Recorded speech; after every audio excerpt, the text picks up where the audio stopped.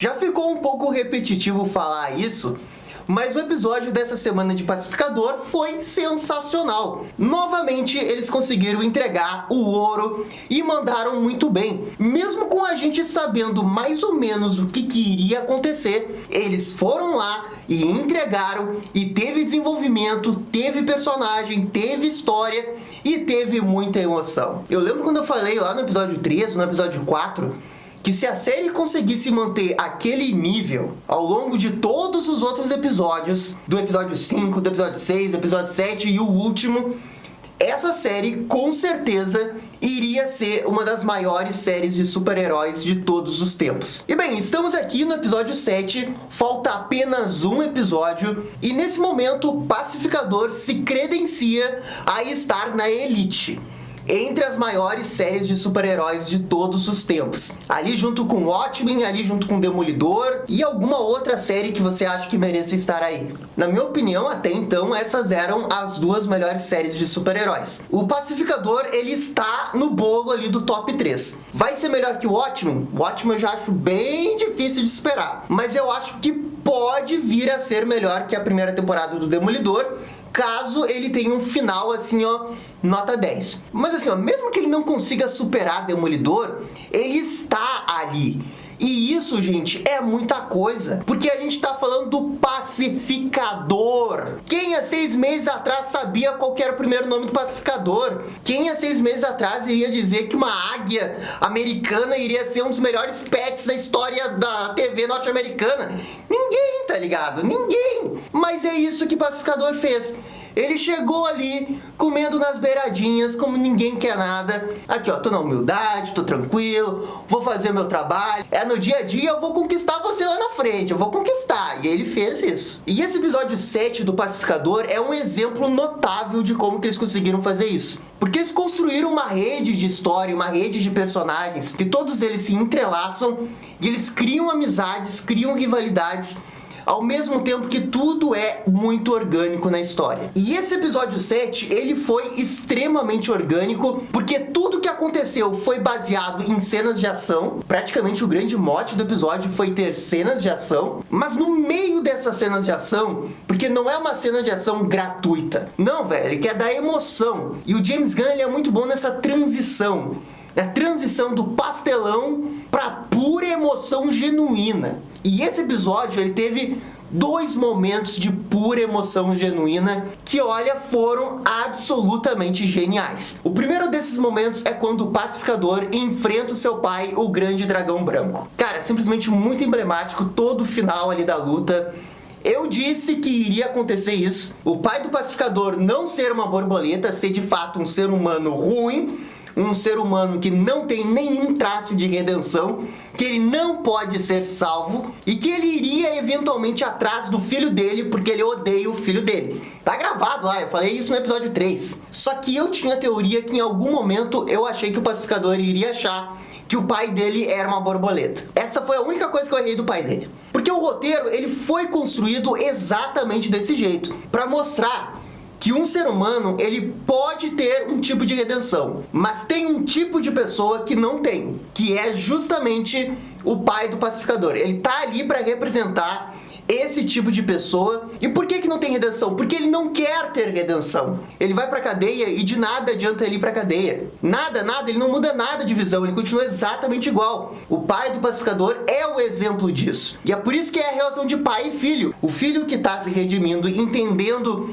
como que de fato o mundo funciona, entendendo que sim, ele errou no passado e ele pode se redimir no futuro.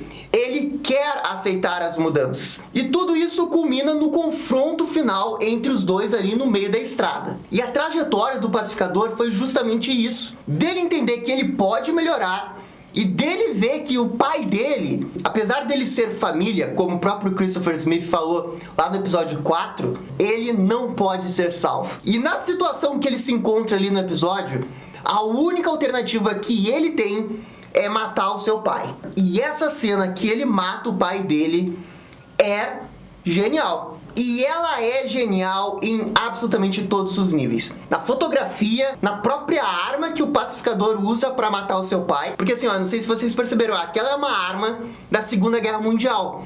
uma arma que a Alemanha utilizava na Segunda Guerra Mundial. E não tem nada mais irônico do que o grande dragão branco morrer por causa de uma arma alemã. Nada mais irônico do que isso. Mas o mais importante da cena é o diálogo. Porque é no diálogo que tá a genialidade. Porque quando o pai do pacificador vê que ele não tem mais alternativa, porque o equipamento dele quebrou, o pacificador tem outros 2 amigos ali que têm armas que podem vencê-lo. A única alternativa que ele sabe que tem pra sobreviver é entrar na lábia do pacificador. Aqui, você não tem coragem de atirar em mim? Eu controlo você? Ele tenta entrar na cabeça do pacificador, assim como ele fez toda a vida dele. Porque ele sabe que a grande vitória que ele tem em cima do filho dele é na cabeça. Então assim, não vira um duelo apenas de força bruta entre pai e filho.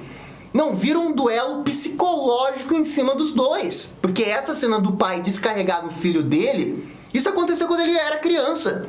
Isso aconteceu no próprio flashback do episódio. Que ele culpa o Chris pelo que aconteceu, mas ele também culpa por todas as outras coisas, pelo estilo de vida que ele tinha, na qual uma pessoa extremamente preconceituosa como o pai do Chris jamais iria aceitar. E tudo isso ele despeja psicologicamente em cima do Chris, para ele não matar ele. E a grande posição moral que o pacificador tem é de atirar. É a reação que ele tem. A reação que ele nunca teve coragem de fazer a vida toda, porque, como ele dizia no episódio 4, ele é a família, mas ele, ao entender melhor como funciona o mundo, ele abrir os seus olhos com as outras pessoas, ele ser exposto a mais verdade e ele aprender e desenvolver com isso, ele sabe que ele não tem outra alternativa senão matar ali o seu pai. E ele faz isso sem pestanejar, ele atira e, claro, ainda é o pai dele, ele chora por essa ação, mas ele sabe que ele tomou a única alternativa correta que ele poderia tomar. E subitamente, enquanto que a gente tá vendo o episódio, a gente também fica extremamente triste pelo Chris, porque a gente se importa com ele, a gente sabe que ele fez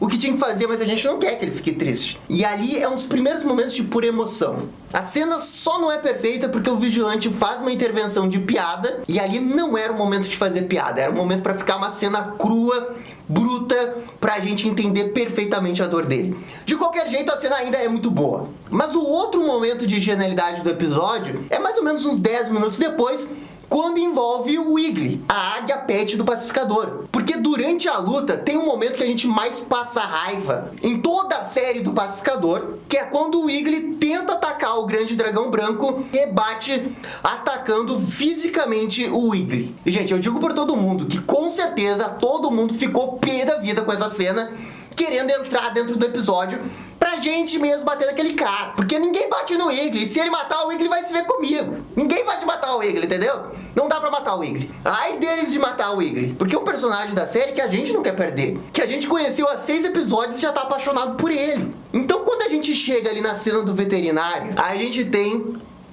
a melhor cena do seriado, na minha opinião. Que é o pacificador na mesa ali com o Wiggly. E ele ali implorando pro Wiggly ficar bem. Enquanto tudo isso acontece, a Adebayo, ela tá vendo tudo isso. Ela é meio que os nossos olhos na cena. E isso é muito importante pra cena. Porque logo depois o Wiggly acorda, ele tá tudo bem com ele. Ainda bem, obrigado, Batman aqui. E o Wiggly vai lá e abraça o pacificador, exatamente como ele tinha feito no primeiro episódio. E bem, no primeiro episódio, a gente não conhecia o Wiggly. A gente via aquela cena e achava fofa, mas a gente não se emocionava verdadeiramente com a cena, porque a gente não tinha nenhum apego a esses personagens. 6 episódios depois, bum, a gente tem todo o apego emocional, e quando eles se abraçam, a gente sente, e a Adebayo sente. E ela fica tão emocionada que ela liga pra esposa dela e fala que viu um milagre. Porque aquilo é um milagre. O milagre da televisão. A televisão que traz sentimento, que traz emoção, os personagens bons, da boa série.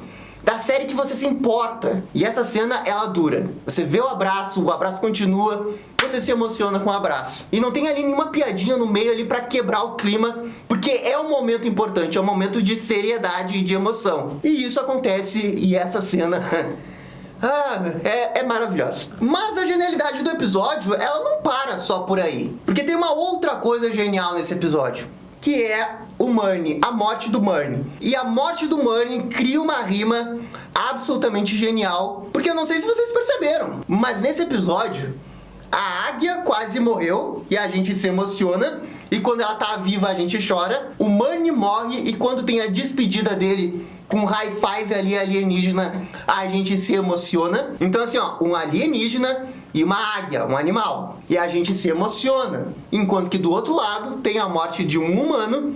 E quando o grande dragão branco morre, qual que é a nossa reação? A gente fica feliz porque ele morreu, porque a gente não gostava dele, obviamente. Mas a genialidade tá em fazer com que a gente não se importe com um humano e se importe com um alienígena e com um animal. O que o James Gunn tá querendo dizer com isso? Assim, ó, o que ele tá querendo dizer, na minha opinião, que o mais importante enquanto que você vive, para as pessoas se importarem de verdade com você, são as suas atitudes. E que não importa quem você seja. Se você for um alienígena, não importa. Se você for uma águia, você não importa. O que realmente importa são as suas atitudes. Que foi o que o Manny fez, que foi o que o Wiggly fez. Mas bem, essa era a parte da genialidade do episódio que eu tinha que comentar. Porque eu achei isso absolutamente genial. Essa rima de 3 etapas que vai desde o primeiro episódio, se desenvolve ao longo de todos os outros, pra chegar nesse set e num ápice que a gente realmente se importa com todos os personagens ali.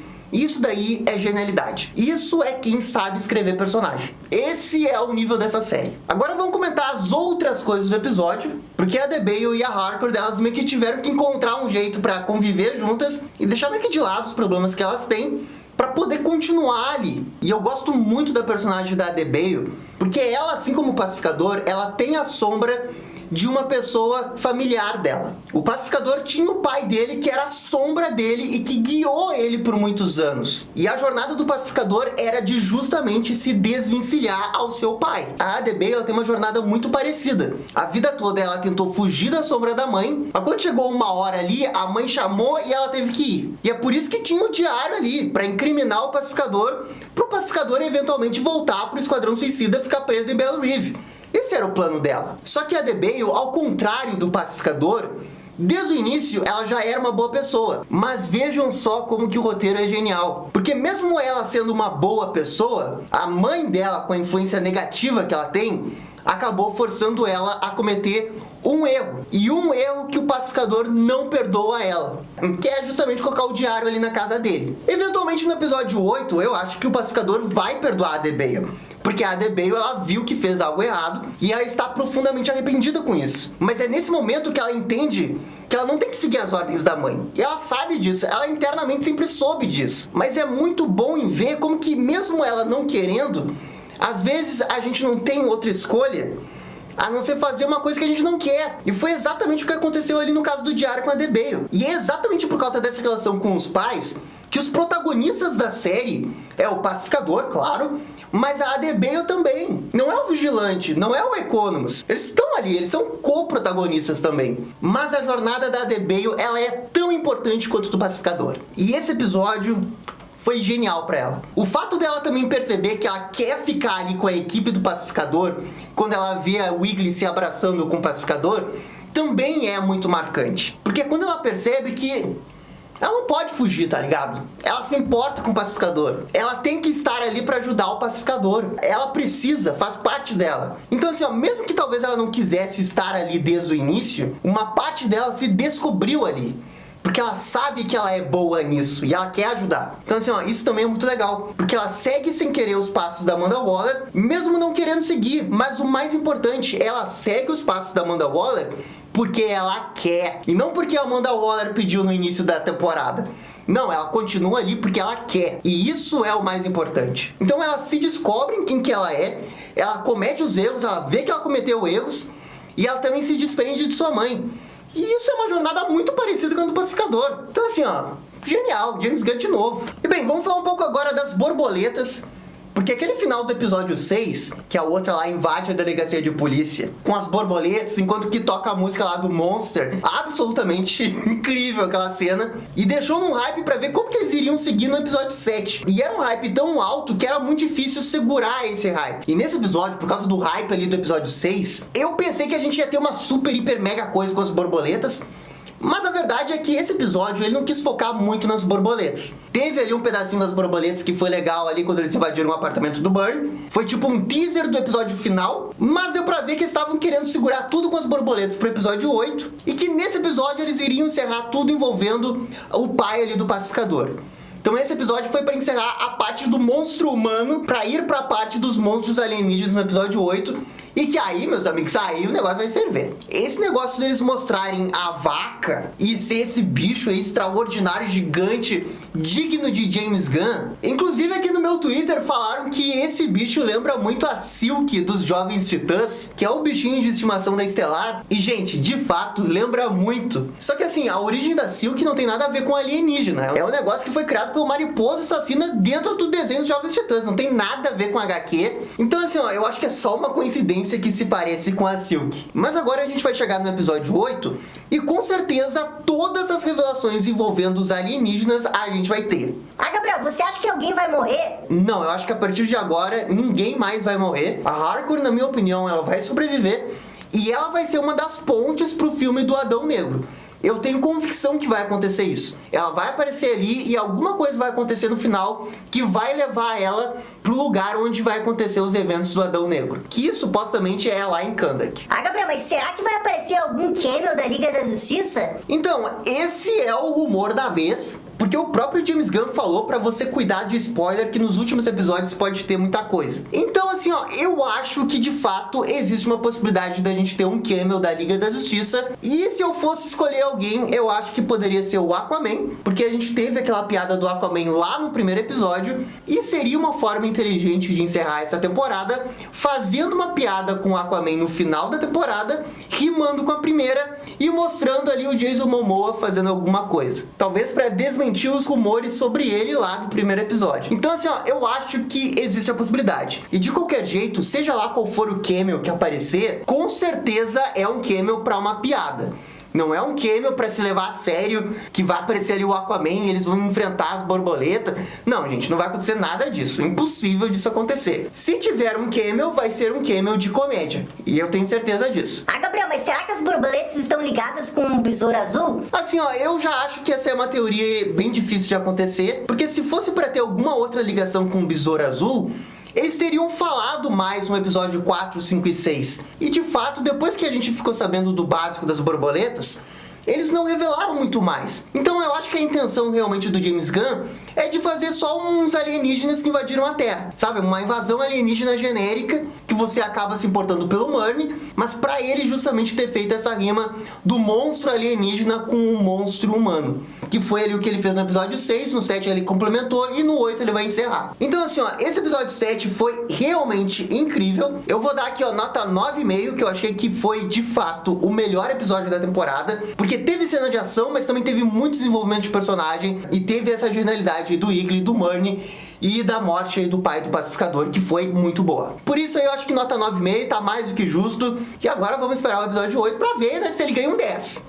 Vamos ver se o episódio final vai ser 10, porque se merecer 10, eu vou dar 10. Enfim, gente, eu tô extremamente hypado pro episódio final. Tô gostando muito dessa temporada. Mesmo que não tenha muita conexão no DCU, eu gosto que ele flertou com conexões. Eu gosto de poder fazer as teorias mesmo que elas não aconteçam. E se no final da temporada mesmo a Harcourt se ligar com o filme do Adão Negro, eu acho que isso já tá mais do que suficiente pra ligar os filmes e tentar fazer aquele efeito, né, de fazer com que as pessoas que assistiram o Esquadrão Suicida acabem assistindo também o Adão Negro. Que é esse efeito de dominó que eu acho que a Warner quer fazer com a DC, e eu acho que ela tá começando a fazer, e eu espero que realmente dê tudo certo, porque tem tudo pra dar certo, tá ligado? Enfim, um hype muito bom, eu acho que esse episódio final vai ser muito bom, acho bem difícil de decepcionar. Mesmo que seja puro fanservice, eu já acho que vai ser muito bom. Enfim, gente, lembrando que isso daqui é só a minha opinião. Eu tô muito curioso pra saber a opinião de vocês também. Por favor, comentem aqui embaixo. E no mais, gente, é isso daí, vocês sabem, né? Dali DC! E essa foi a nossa crítica ao 7º episódio de Pacificador. E aí, gostaram? Não gostaram? Deixem suas opiniões nos comentários. E se curtiram o vídeo, deixa aquele joinha e inscreva-se no canal para ficar sabendo absolutamente tudo sobre Batman e DC. Obrigado, gente, e até a próxima. Tchau, tchau!